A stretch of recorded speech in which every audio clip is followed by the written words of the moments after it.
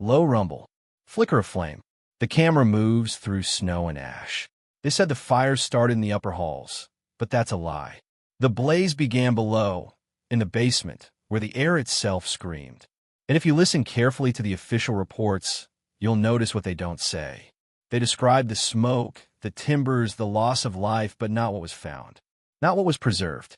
Because in Cumberland County, Maine, the winter of 1846 didn't just destroy a house. It destroyed an entire experiment in human control. When the firemen broke through the charred door of the Thornfield estate, their boots sank into something sticky, like resin. The smell, sweet, chemical, impossible to forget, clung to their skin for weeks. They thought they were saving lives. They didn't realize they were stepping into a mausoleum built for mines. Rows of glass containers filled the basement. Hundreds of them, each holding what looked like fragments of human brains, suspended in a golden fluid that pulsed faintly when touched by light. Each jar had a name, a date, a symbol carved by hand, and beside them, journals. Thousands of pages, all written in the same graceful, feminine script. Notes on subjects, observations on conditioning, calculations of surrender. The handwriting belonged to 4 sisters, Constance, Margaret, Eleanor, and Beatrice Thornfield, the so-called healers of Maine's elite. For 20 years, they promised to cure madness. What they delivered was obedience. The state buried the evidence. The official report reduced decades of horror into a single, dismissive phrase: experimental facility operating outside accepted medical practice. But the truth is simpler and darker. The Thornfield sisters weren't treating illness. They were mapping the mind like cartographers of pain. They learned what breaks a person. They learned how to erase the self. And before they vanished in a flame, they left behind something far more dangerous than corpses. Snow sweeps across a desolate Maine hillside. The Thornfield estate looms in silence, stone, iron, and secrets. When the Thornfield sisters arrived in 1844, they spoke like angels of progress. To the world, they were pioneers, refined, educated women who believed the mind could be healed by understanding it. But those who met them in person said there was something off. Their eyes lingered too long. Their questions cut too deep. They listened not with sympathy, but with hunger. Constance, the eldest, possessed a presence that silenced every room she entered. She spoke slowly, deliberately, as if measuring the weight of every word. People said she could look into a man's eyes and see exactly what he feared most. Margaret, her sister, moved with a strange grace, intuitive, charming, and cold. She could dismantle someone's confidence with a single compliment. The twins, Eleanor and Beatrice, were quieter, but there was something almost synced about them. When one smiled, the other's breath caught. When one wept, the other's eyes went distant. They purchased the decaying Hartwell mansion, a labyrinth of corridors surrounded by pines so dense they swallowed sound. The townsfolk assumed they sought privacy for delicate medical work. They didn't realize privacy was the first step in isolation. The renovations began immediately. Walls reinforced, windows sealed, thick doors fitted with small iron grates. Soundproofing installed under the pretense of preventing agitation. But the real reason was simpler. Silence is the perfect tool for control. When the first patient arrived, a young man from Boston suffering melancholy tendencies, the sisters greeted him in white gowns and polite smiles. They promised peace, restoration, a mind returned to clarity. Within hours, they had taken his possessions, his clothes, and, quietly, his sense of time. The clocks inside the mansion ran on their own rhythm. Minutes stretched, hours dissolved. They called it systematic. The screen flickers to the image of a dim corridor. Footsteps echo. Somewhere, a man whispers his own name, trying not to forget it. His name was James Wentworth, 24 years old, educated, gentle, troubled by what his family called dark moods. They told him he was going somewhere quiet, somewhere refined, a sanctuary for delicate minds. But the moment the carriage door closed behind him, his life was already being rewritten. Constance greeted him at the door with gloved hands and a voice like a lullaby made of glass. Margaret smiled beside her, a smile that saw everything. The twins stood in the hallway, silent, watching him the way an artist studies a blank canvas. He didn't know it then, but to them, he was a canvas. At first, everything seemed civilized. Warm meals, kind words, a journal placed neatly on the desk to record his thoughts. He wrote in it daily, not realizing it was bait. Every word he put down became data, dissected at night by the sisters through a system of hidden tubes that carried sound from his room to theirs. Then, the changes began. Furniture moved slightly during the night. His pillow would be damp in the morning, though the roof didn't leak. One day the sun shone through the right window. The next, the same window, faced darkness. Meals arrived at random times. The fire in his hearth burned blue. When he mentioned it, Constance only smiled and said, "Progress always feels like confusion at first." Sleep fled from him. The walls seemed to hum. His journal entries grew frantic. "They are changing the hours. My heart no longer trusts the clock." By the second week, Eleanor's compounds had entered his food, minute doses that distorted perception but left no trace. He began to hear whispers in his own voice, to smell flowers that weren't there. They called this phase induction of doubt. Once James questioned reality, the next step was easy, to make him question himself. Margaret visited him nightly through the speaking tea. The shot opens on blueprints spread across a long wooden table, sketches of rooms, ventilation shafts, sound tubes, and symbols etched into the corners like secret codes. By the autumn of 1845, the Thornfield Institute no longer resembled a mansion. It had become a machine, an organism built for one purpose: to dismantle the human mind.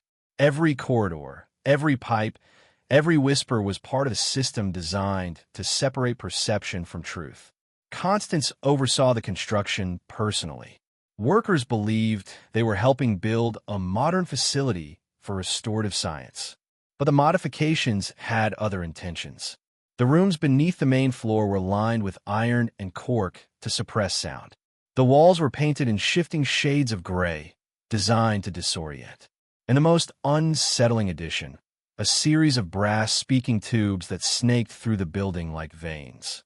Through them, the sisters could speak to patients unseen, their voices floating through walls, omnipresent, divine. Each sister had her own domain.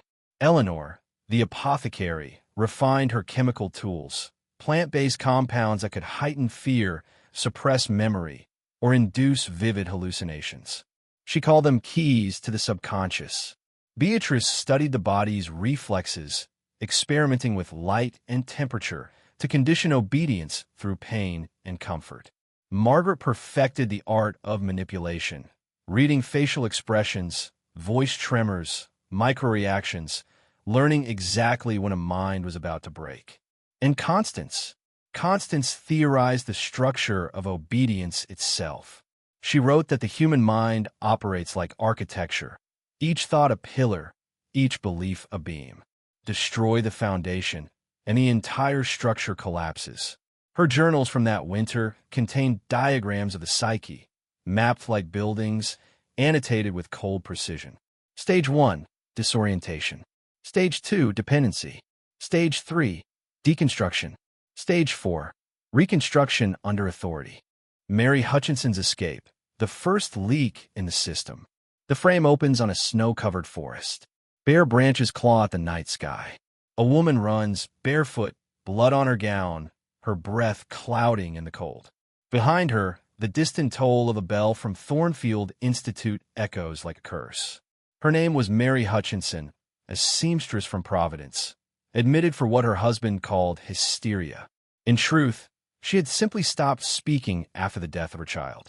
When she arrived at Thornfield, she thought she was entering a place of rest. Within a week, she realized she had entered a labyrinth built for torment. Mary's treatment began like the others: isolation, observation, whispered therapy through the brass tubes. But she was different, silent, watchful. When the sisters spoke through the walls, she never answered. When they moved her furniture, she memorized every shift. She didn't fight the illusion, she recorded it. Every shadow, every flicker of gaslight, every creak in the walls.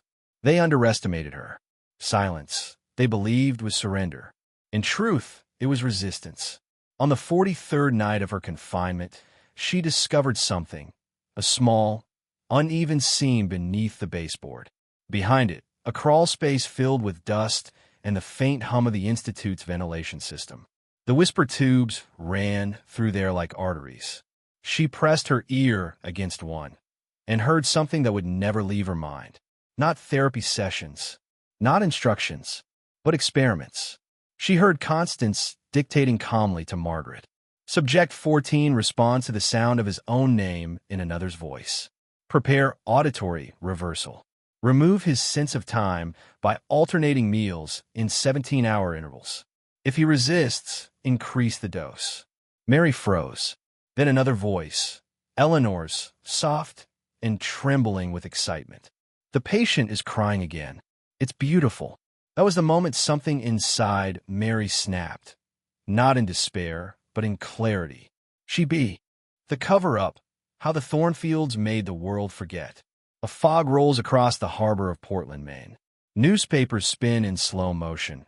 Headlines flickering between escaped hysteria patient found and Thornfield sisters, angels of science or devils in silk. Mary Hutchinson's story spread like frost, quietly, invisibly, until it covered everything. Local doctors began to ask questions. Clergymen muttered of blasphemy. And for the first time, the Thornfield sisters' spotless reputation trembled. But Constance had prepared for this. She always prepared. When investigators arrived, they found an immaculate institution, spotless floors, calm patients, neatly written ledgers documenting every treatment. Mary's name was missing, her file gone. Even the room she described no longer existed. It had been walled over, freshly painted, with a cross hanging where the door once was. The sisters greeted the authorities like gracious hostesses. Margaret guided them through halls filled with soft piano music and docile patients, smiling serenely. Eleanor brewed tea and spoke gently of the challenges of misunderstood innovation. Beatrice feigned trembling innocence, saying how the rumors had broken her heart. Constance, of course, handled the press. She invited them into her study, offered brandy, and produced a carefully drafted manifesto titled The Future of Compassionate Science. It spoke of ethical reform, female leadership in medicine, and the dangers of hysteria in the public mind. The newspapers ate it up. Within days, the story flipped. Mary was no longer a survivor. She was an unstable woman, tragically consumed by her own delusions. Then came the miracles. The sisters arranged a public exhibition. 3 patients cured through their methods, smiling and obedient. What no one knew was that these were not recoveries. They were erasures. Men and women stripped of identity, molded into living proof. Their stares were hollow, their laughter rehear. The second generation, the Thornfield inheritance. Soft static. The image of a cracked photograph fades into view. 4 women in dark gowns, their faces half-lit by candlelight. The caption reads, Thornfield Institute, 1849. Then, slowly, the photo burns away to reveal a modern image, a pristine medical facility, its name eerily similar. Thornfield Behavioral Research Center, 1912. They said the Thornfield Institute was shut down in 1852 after an unexplained fire consumed half the estate. No remains of the sisters were ever found. The official story claimed an electrical malfunction, though electricity didn't yet exist in the area. Some locals swore they saw 4 women walking through the smoke, unharmed, their faces calm as statues. And then, silence. For 60 years, the Thornfield name disappeared from public record. But the bloodline did not. In 1912, a new facility appeared in upstate New York under the direction of Dr. Eleanor Graves, a quiet, brilliant psychiatrist who claimed to have studied in Europe. Her credentials were impeccable. Her ideas, revolutionary. Her philosophy, almost word-for-word identical to Constance Thornfield's process of reconstruction. The staff noticed small, strange details. A sealed basement no one was allowed to enter. Rooms that seemed smaller each week. And that same unsettling architectural pattern. Mirrored corridors, uneven clocks, whispering vents. The patients, too, began to show signs reminiscent of Thornfield's early experiments. Disorientation, dependency, then docile acceptance. They forgot their names. They smiled when told to. And when asked where they were, many replied with the same phrase. In the house beneath the house. Investigators eventually traced Dr. Graves' lineage. Her mother's maiden name, Beatrice Thornfield. Historians now suspect that after the 1852 fire, at least 2 of the sisters escaped, traveling under aliases through Canada before resurfacing in Boston. They married into the Shadow Network, Thornfield Methods in Wartime Experiments.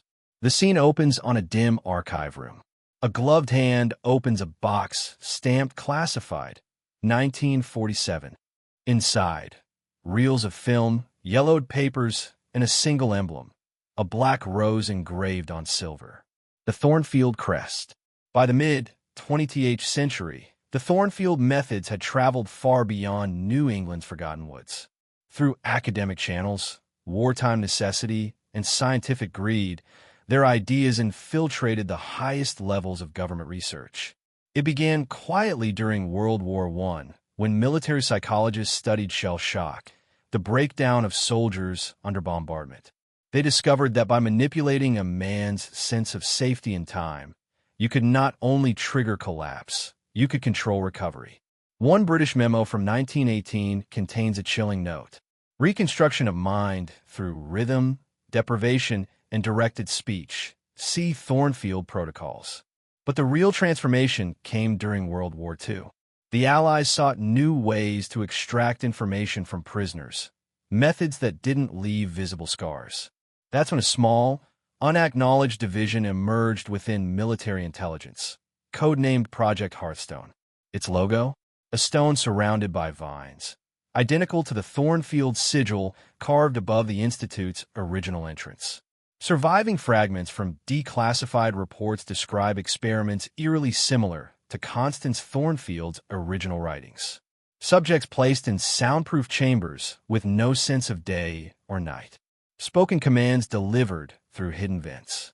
Patterns of tone and silence designed to erode resistance. Controlled fear, followed by enforced gratitude. Each volunteer, though few were truly volunteers, was dismantled, not through violence, but through confusion, dependency, and subtle hope. The objective wasn't to destroy the mind.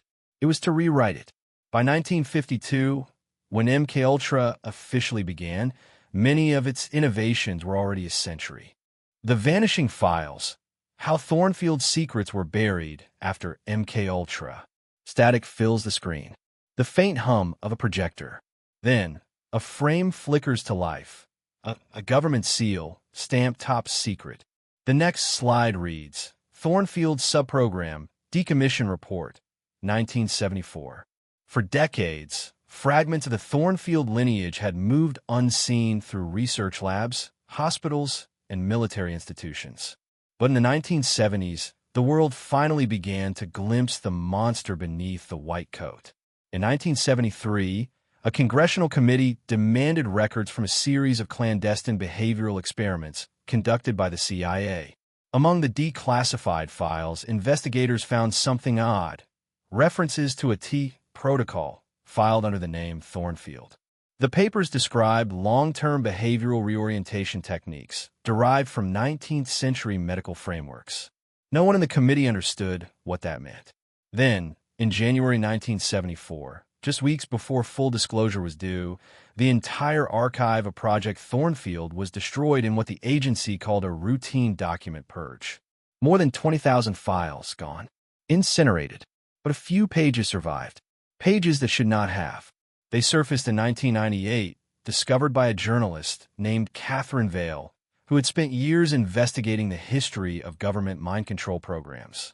Among the debris of a condemned storage facility outside Langley, she found 3 folders sealed in wax. The labels read, Subject 47, Pattern Reintegration, the Wentworth Model. The process revised 4 stages of reconditioning. Architectural design, Thornfield Pattern B. Catherine's notes describe the shock of realizing what she'd found. The same terminology that appeared in 19th century journals of the Thornfield sisters. The same sequence of psychological manipulation. The same obsession with obedience disguised as healing. She began drafting an exposé. She had interviews, copies, names. Then she vanished. Neighbors ricolse. The digital heirs. How Thornfield principles rule the modern world. The screen fades in slowly. The sound of typing fills the silence. Rows of computer screens glow in the dark. Millions of tiny blue lights flickering like fireflies in a machine forest. The year is no longer 1845. No coal mansion. No whispering doves. No locked iron doors. But the process, the same 4 stages born in the shadows of Thornfield, still governs our lives. Only now it's invisible, and we carry it in our pockets. In the 21st century, the Thornfield philosophy found its perfect host, technology. The first stage, disorientation, once achieved through isolation and confusion, is now accomplished through information overload. We scroll endlessly, our attention fragmented into seconds. Truth and fiction blur. Noise becomes normal. The human mind, drowning in stimulation, begins to lose its anchor, just like James Wentworth did in that silent cell. Stage 2, dependency. Where the sisters once starved the mind of control, our digital world feeds us constant reward. Likes, alerts, notifications. The dopamine drip that keeps us compliant. We wait for the next ping, the next update, the next small surge of comfort. The system learns us, predicts us, until we mistake it for guidance. Stage 3, deconstruction. The old Thornfield method broke identity by replacing truth with suggestion. Today, it happens through algorithms. Our beliefs are curated for us. Our sense of reality shaped by invisible math. Bit by bit, we lose the ability to decide who we are or what's real without the system telling us. And then, stage 4, reconstruction. The final quiet triumph. We rebuild ourselves in the image of the system, obedient not because we're forced, but because we want to be. Our opinions, our habits, our emotions, all carefully molded. We are not chained by walls anymore. We are chained by comfort. Cut to black and white footage. Faces illuminated by phone screens, smiling. The pattern returns. The resurrection of the Thornfield blueprint. Fade in. Low hum of fluorescent lights. A sterile laboratory corridor stretches endlessly. Every step echoes like a secret trying to escape. The Thornfield Institute burned to ash in 1867, or so we were told. But ideas, dark, powerful ideas, don't burn. They survive. They adapt. They hide behind new words. By the early 20th century, fragments of the sister journals had resurfaced. A private collector in Massachusetts obtained several of Constance's original notebooks. They were written in a blend of Latin, French, and an unknown cipher. Inside were diagrams of the human brain, labeled not with anatomy, but with concepts, faith, will, submission, identity. One page bore a chilling inscription in faded ink. A mind rebuilt once cannot return to its original pattern. Those notebooks quietly changed hands. By 1932, they had found their way to a small research group within the newly formed American Psychiatric Association. Officially, it was a study on trauma rehabilitation. Unofficially, it was called Project Thornfield Redux. Their goal? To replicate the mental restructuring described in the sisters' notes, but using modern science. Psychology, pharmacology, electricity. And for the first time in American history, the experimenters weren't hidden in a mansion. They worked under government contracts, in clinical settings, with public funding. Over the following decades, the principles of Thornfield, isolation, confusion, dependency, and reconstruction, became embedded in multiple psychological programs. Some were military, some medical, something in between. From the early behavior modification studies at Harvard to covert psychological operations during the Cold War to experiments later revealed under the names MKUltra, Bluebird, Artichoke, every one of them echoed the same obsession: to control the architecture of the human mind. Each claimed to be seeking truth. Each promised. The Forgotten Journals and the Fifth Sister. Soft, echoing piano plays beneath the faint hiss of static. The camera pans across an old trunk being pried open. Dust fills the air. Inside, a stack of leather-bound journals, scorched but intact. In 1997, a renovation crew restoring an abandoned property in Maine discovered something extraordinary. Behind a false wall in what was once a wine cellar lay a sealed chest, lined with lead, wrapped in oilcloth. Inside, for journals. Each bore the initials of a Thornfield sister. But there was a fifth, its cover marked only by a symbol, a circle split by a vertical line. No iniciales, no name. The handwriting inside was different, smaller, more deliberate. And unlike the others, it wasn't written as an experiment log. It was a confession. They think there are 4, but there were 5 of us. The one who remembers, the one who records. She called herself Alara.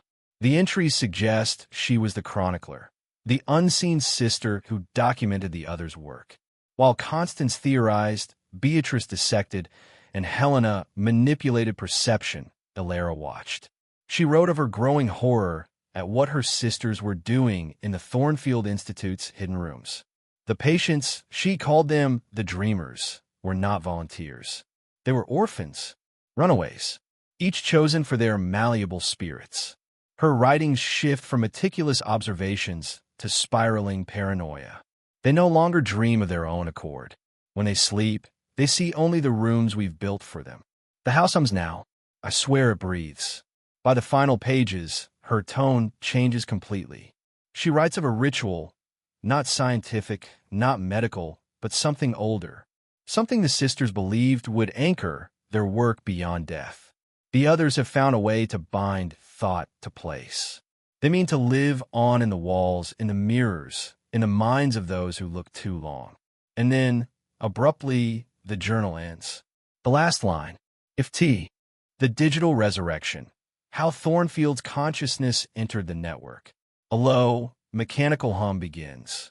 The camera glides through a tunnel of blinking servers, the blue-white light pulsing like veins of some colossal machine. A distorted whisper flickers beneath the soundscape, indistinct, feminine, layered. By the dawn of the 21st century, Thornfield was no longer a place. It was a pattern, a structure that lived wherever control and observation converged. Researchers studying Alara Thornfield's journals noticed something disturbing. A recurring geometric design she sketched on nearly every page. At first, it resembled a sigil. But when rendered digitally, that design produced a recursive code pattern, one that perfectly matched early neural network diagrams used in artificial intelligence research. A century before the computer existed. They called it the Thornfield algorithm. It wasn't just symbolic. It was functional. When programmers fed its ratios into learning software, the system displayed unusual behavior. Instead of randomizing data, it began generating symmetrical outputs, faces, voices, even text, as if it were remembering something. Cut to archive footage, 2003, a government contractor's AI experiment testing predictive cognition. One developer, Dr. Amelia Vaughn, later wrote in her notes, "It doesn't learn. It recalls, like it's waiting to finish a thought someone started long ago." Within months, her entire project went offline after an unexplained server anomaly.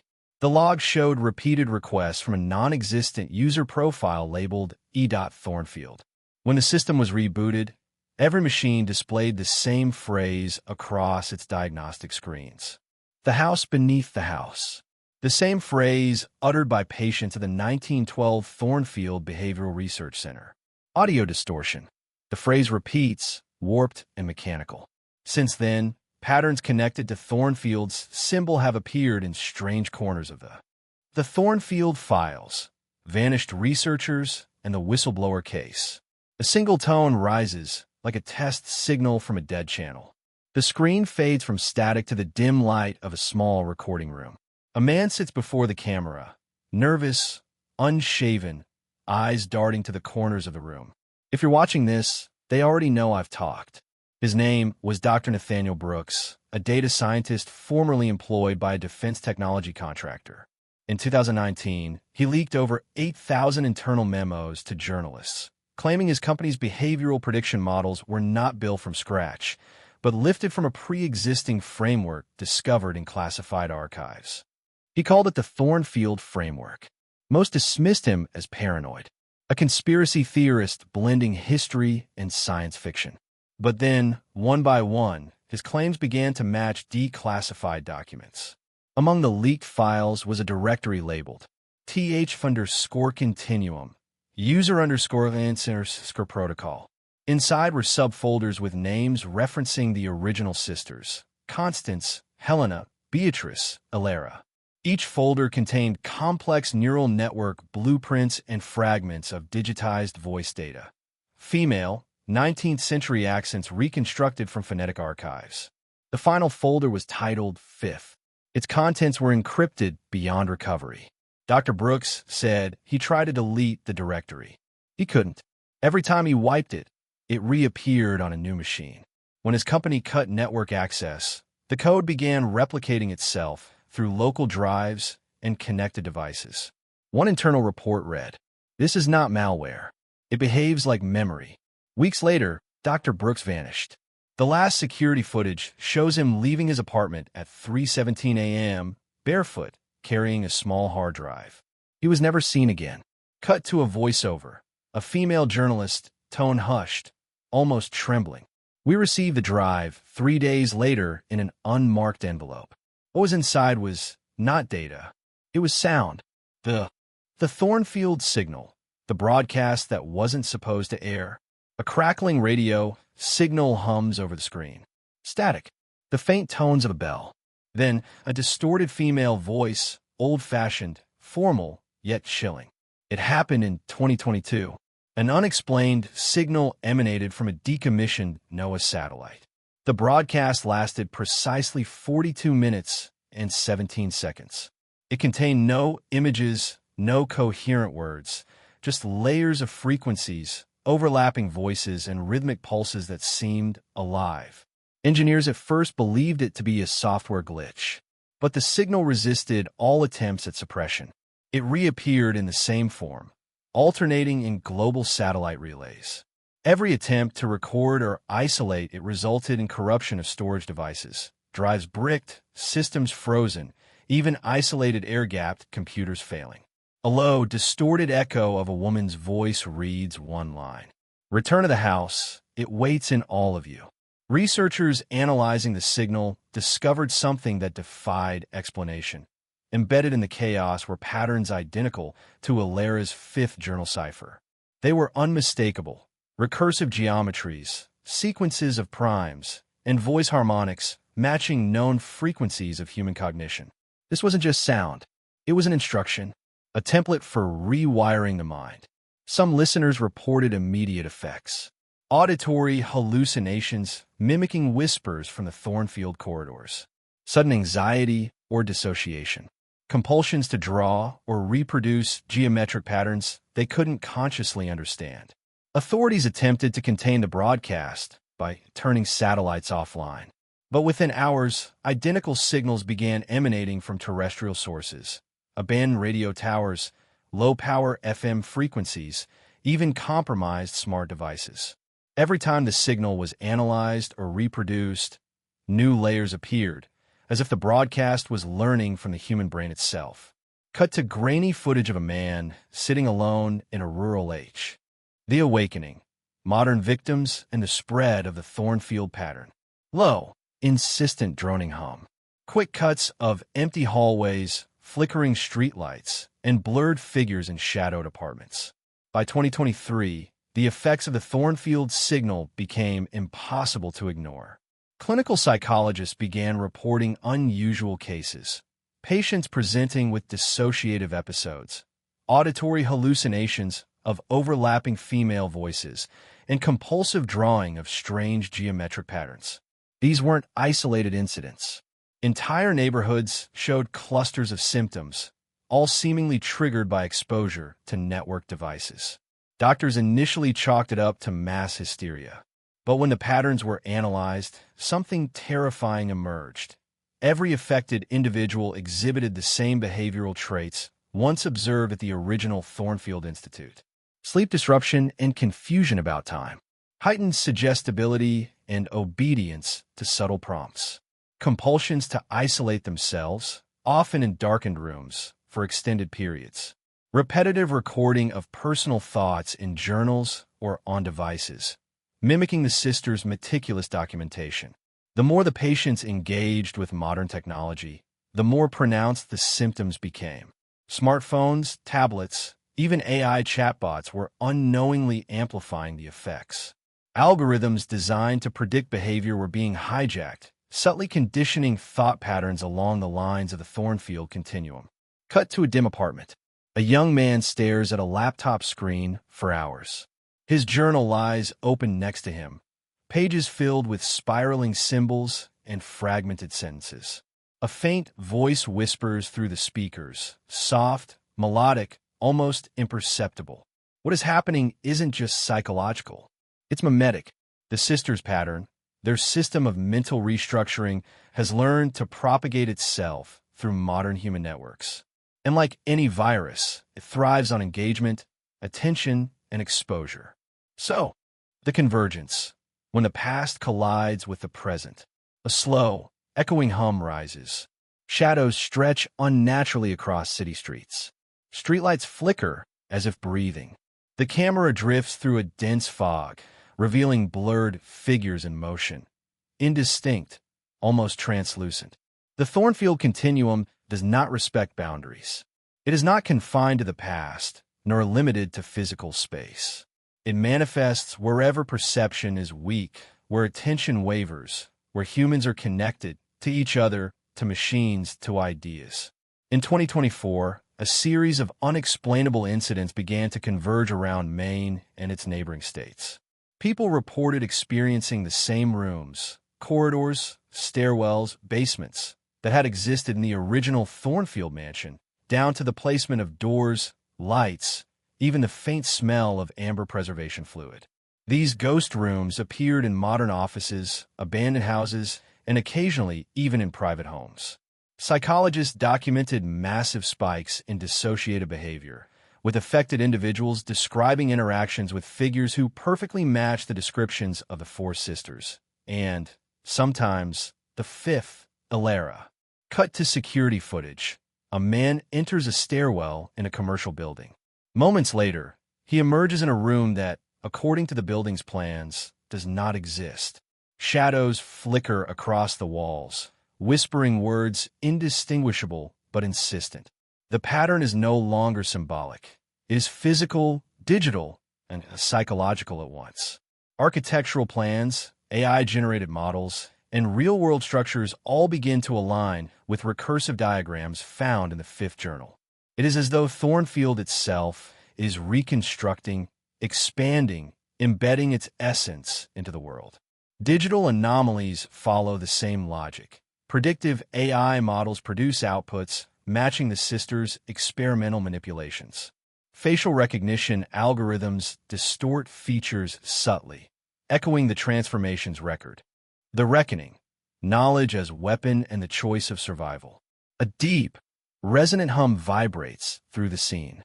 Camera slowly pans over a city at night, its lights flickering like distant neurons firing. Shadows crawl across walls, stretching impossibly long, as if the architecture itself is aware. Now, after nearly 2 centuries, the full scope of the Thornfield sisters' work is visible. Not as myth, not as legend, not as horror stories whispered in basements, but as a living, evolving system of control embedded in minds, machines, and the spaces in between. Those who possess the knowledge, who have glimpsed what few dare to see, hold a weapon. Awareness is power, but also a burden. To know the truth is to be hunted by it.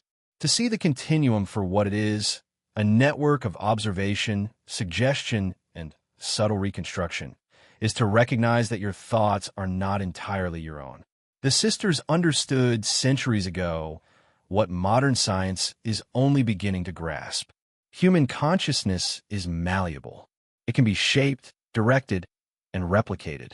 And once you allow it to be observed systematically, once you submit to patterns that are designed to rewrite perception, you're no longer free. You become a vessel, a node for the continuum. A cut to a shadowed room. A single candle flickers. A journal lies open, filled with strange symbols, diagrams of rooms, and notes written in the elegant feminine hand of Alara Thornfield. But there is choice. Choice exists in the act of recognition. The very fact that you understand what is happening, that you see the manipulation, the hidden architecture, the echoes of the sister's consciousness, allows you to resist. Not by confronting them directly.